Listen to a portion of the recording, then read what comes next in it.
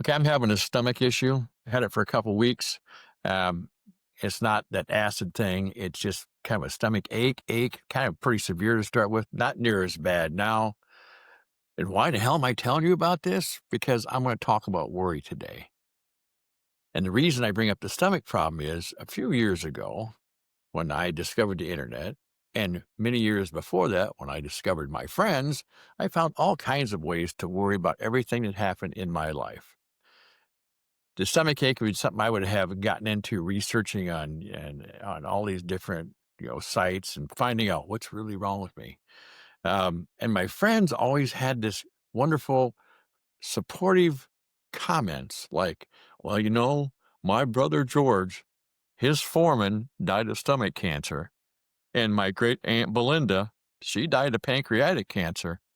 After you hear that, you're bound to worry. And if you're already worried, then your anxiety builds up. And your anxiety builds up to the point your head could blow open and shoot your anxiety into outer space.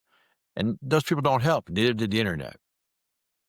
Worry is a waste of time. I'm sure you've heard that. I'm sure you've thought that. But we all seem to get into that worrying to the point it's just almost insane. Worrying about things we have no control over, like the war in the Ukraine. I have no control over it. I'm not going to sit and worry about it. I feel bad. I can be concerned. There's worry, then there's concern, then there's hope. You want to get your worry to the concern area because you can be concerned about something and it doesn't take up your entire life. If you worry about it, it will take up your life. People sit on the couch and worry to the point that they think, oh, there's nothing I can do. They grab a bag of chips and a big old bowl of dip, or they go down and grab a 12-pack of beer or a jug of wine or grab some pot or whatever it is they do.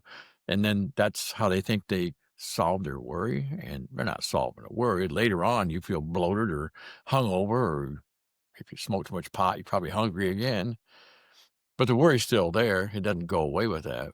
The only way to deal with the worry, and this is something I've done, I practice, I really believe is you take action. If it's an actionable worry, if you think about it, let's say you not getting paid enough at work or you don't like your job. Okay. The action steps to take there are find a different job. That's number one. Look for a different job. I realize the economy can be a little quirky right now, but that's an actionable step. Take action. Start searching. Get your resume ready. Put down your life experiences. You'd be surprised. People will look at your life experiences as being worthwhile. It might help you get another job. Maybe you're not making enough money. Try to get that raise. Go in there and try to get that raise. If you don't get it, at least you're making the effort. It's actionable, things you can do. Or sit down and work with yourself to find a way in your mind to make your job a better place for you. Actionable steps. There's three right there. There's got to be an action there you can take. But to sit there and worry about that's crazy. You have a health issue like I'm going through right now. What did I do to resolve my health issue? Well, it's not resolved yet, but I took action. I went to my doctor who sent me to another doctor. They're doing some tests. They drew blood, all this stuff that doctors do to try to find an answer. And we started a treatment plan now. If this treatment plan doesn't work, and I think it will, I'm seeing progress, then they'll do another treatment plan. It's action. Otherwise, you sit there while your issue gets worse and while you worry it into getting worse. And worry in itself is a medical condition, I believe, because it makes you feel like shit. So take action. Get up off the couch and do something. Don't bring in the worries from the outside are not yours. In your home, you have things like bills. We all have bills, and you probably have children, and you may have grandchildren. Okay. So I have 14 grandchildren. Yeah. And I have 6 children, and for my children, 2 stepchildren. And am I going to sit and worry about them? No, because they have their own life to live. They don't bring and try to dump their load onto me too often. Sometimes they do. And when they do, I listen to them. But I don't absorb the problem and make it another problem. It becomes a concern. And then I try to work with them to make it into a hope. Remember, worry, concern, and hope. Worry is where you're not do anything about it. Concern is where you analyze it. And hope is where you take action. So I try to get them to that step. And that's what they need to follow through. I can't do that for them. I haven't had a problem yet I've been able to do and handle for them. And if you do handle their problems for them, it's going to cause more worries down the road. The other issue, and I want to deal with this, are people who will come to you and for some reason they think that their worries should be your worries. You know these people. I got a friend.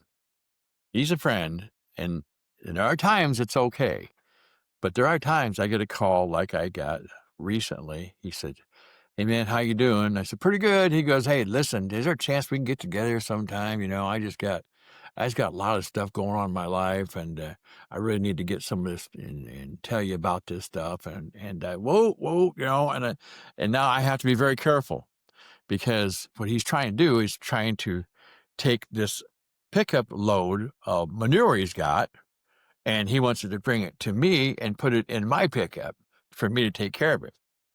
That's what he's doing. It's his worries. He does that, and not all the time, but periodically. It's pretty heavy. So I have to find a way at that time to let him understand, this is your stuff. I'm willing to listen to you. So hopefully you'll get your worries to the concern to the hope area. Remember, worries is just nothing but problems, and you're making more of them than they probably are. And you won't know that till you get to the concern area where you look at your concerns and see what they really are and take those concerns and get to the hope area. And the hope is the action. I have hope I can do this. I believe I can do this. And that builds hope inside me. That's the three categories I came up with. You may have your own. I'm sure you have worries of your own that maybe you can move into those areas. These are things we're going to work on together here. We're all underdogs, and that's a part of this channel, okay? That's what we talk about here. This is Underdogs Guide to Life. I welcome comments. I welcome stories. Let me know what you think. If you got something you want to discuss, we can. If there's issues going on out there you feel you can't control, talk about it. Get those worries moved into concern where you can really analyze them. The worries, you're laying on your couch. The concern, you're sitting in your chair. And the hope, you're up and moving. Try it. This is Jack from the Underdog's Guide to Life. Let's take care of yourself. I hope to talk to you real soon.